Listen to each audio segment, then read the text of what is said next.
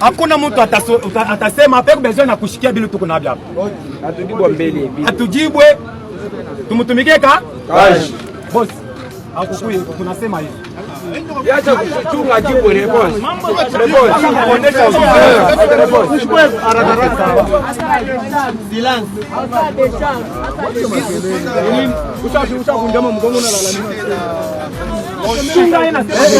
Pardon.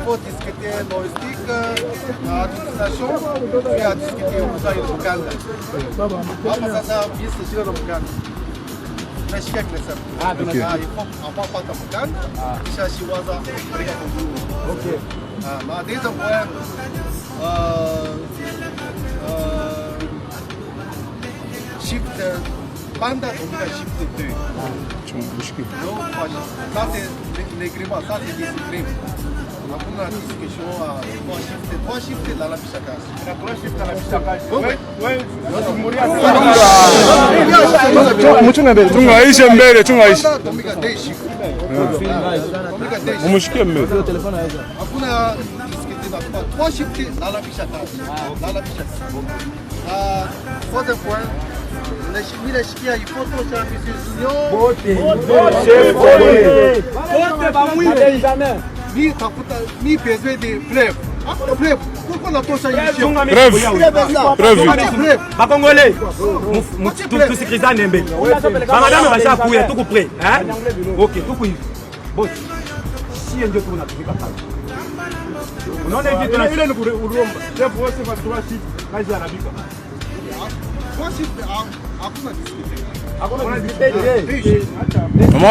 Moche assim.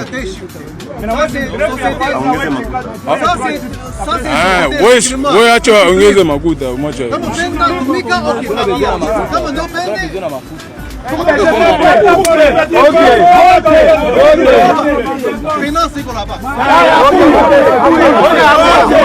Akuya bakapa. Hapa batulete hapo.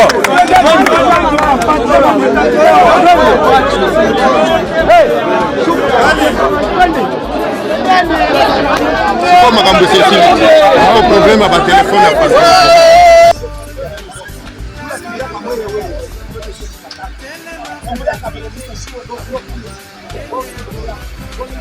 Nous saluons notre héros national, Armand, depuis le village Mombili,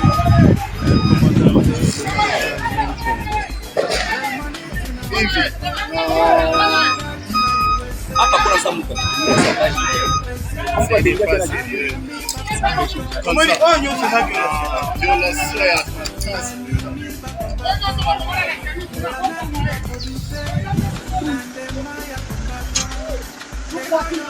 Chunga. Utapona una kintu. Hakuna kintu. Kama baka kula. Kula mama. Kula.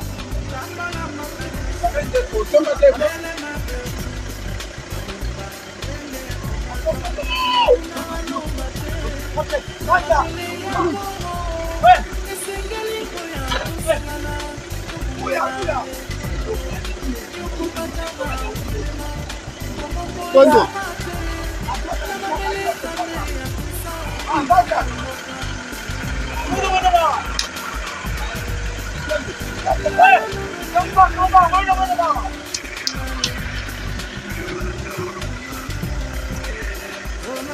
Vamos ver telefone.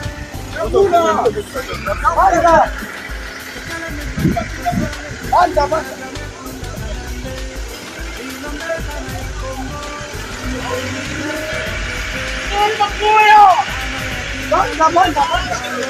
anda.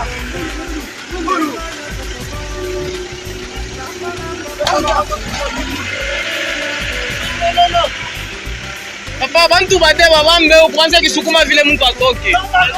Babambe hapa hivi, huko kisha kunyangurika deja. Twende. Chunga.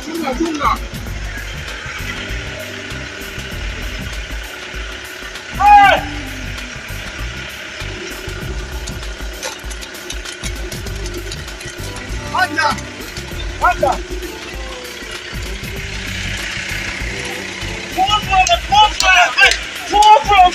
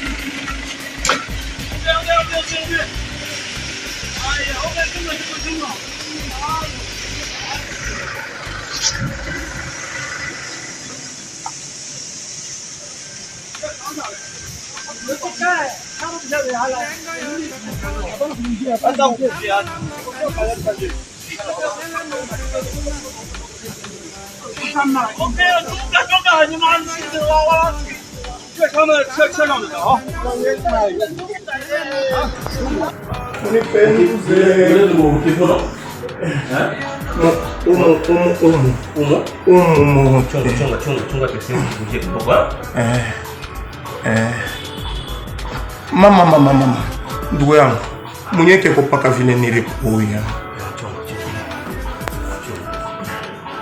munibambe kwa tamukulu moya ya mtumaji na mkono munipendi kuzeko nilana taki angambo moya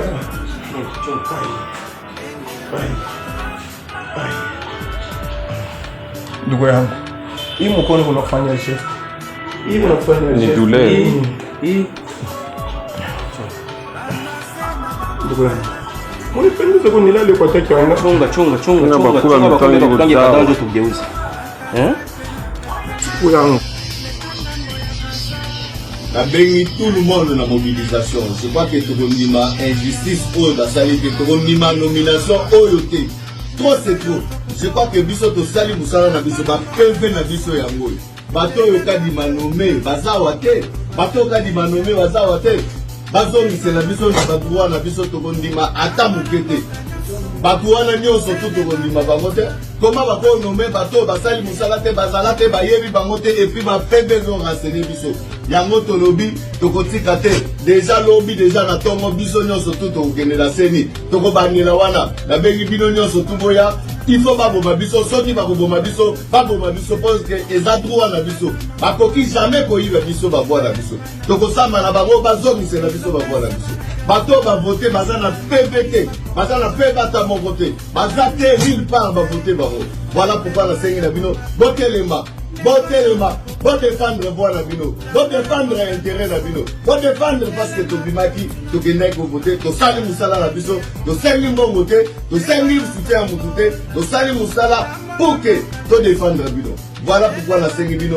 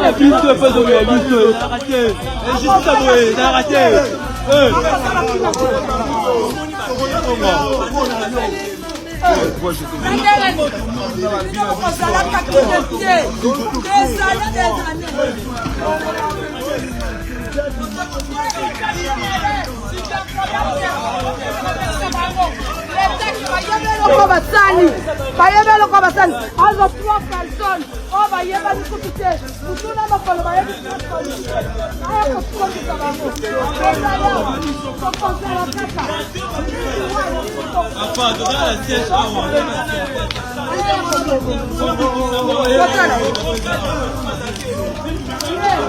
bon merci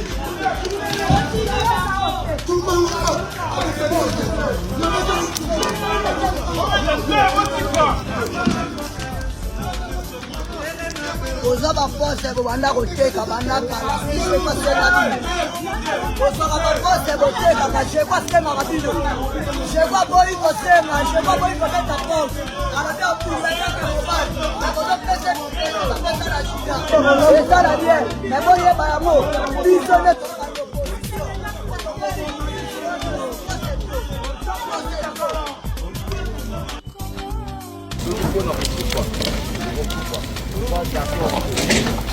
oyo boya eya kaka soki bakoboma baboma parce que nini tosali te koma bato oyo batriche bayibi emonani bazata même pas na pv kadima bandi kotanga bavoi bandi kotanga baba comprendre ke bato wana bazala nini te mbala moko antuka biso tondimi oyo boya eya eza droit na biso peuple congolais mutu avote ngai bakombata mutu bavote ngai bapesi ngai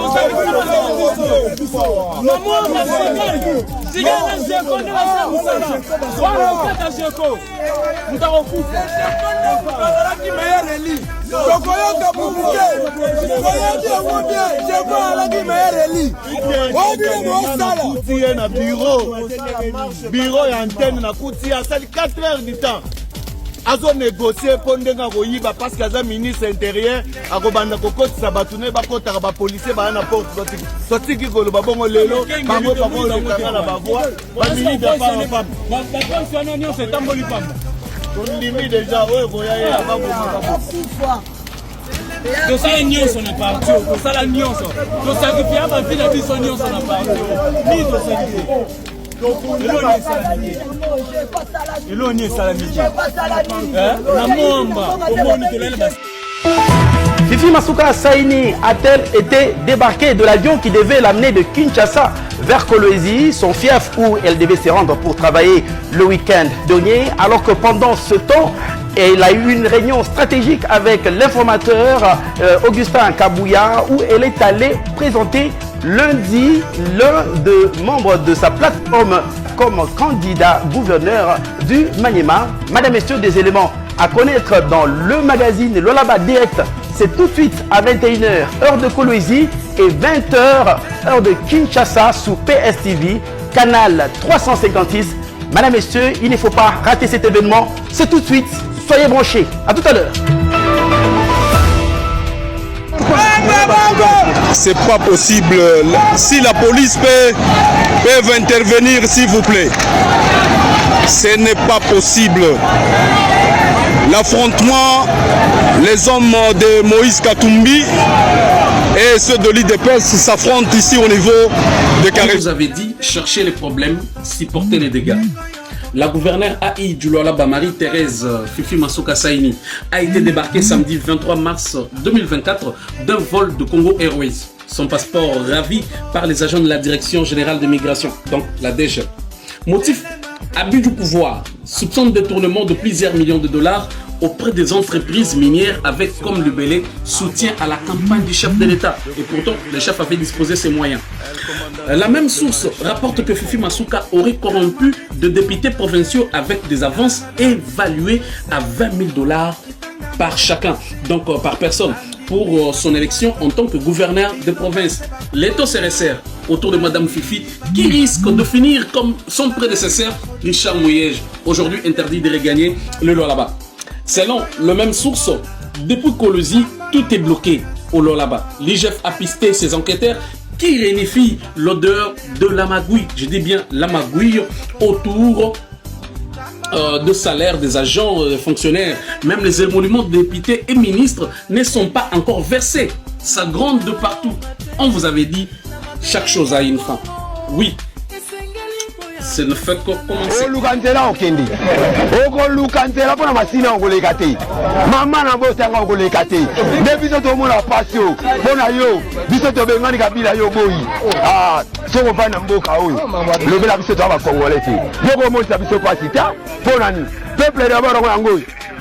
ovandi na poto ozoteka bacharmon na yo oye na Kinshasa président boniko boni boye eza nini nango eza nini yo toyaka kotika ya biso toyaka kotika na Kinshasa biso toyaka kotika yo ta toyaka kotika bana na yo ta bana no bayebani ta biso toniokamaka yo kuna oyaka munene bana na yo oyala boepongi ya bakongole bazoba biso bazoba na yo ngala za gonome nasala la pisciculture 2023 nyat papa lia na yo René na yo sala kokima okobosala ta lipapa nayebi te Brazil eza mpo na ntiango kolega te bolegela awa tokobuka mpo wana totanza bole towana kanda boye bato wana kanda en plus na bandeko balobaki yo de manda na fufu nini na lipa nini de manda ekebana soki oboyi toya kuna ekebana na bakartier ennemi na biso na minute eza moluba po toomona bino baza bandeko na musuni na maniere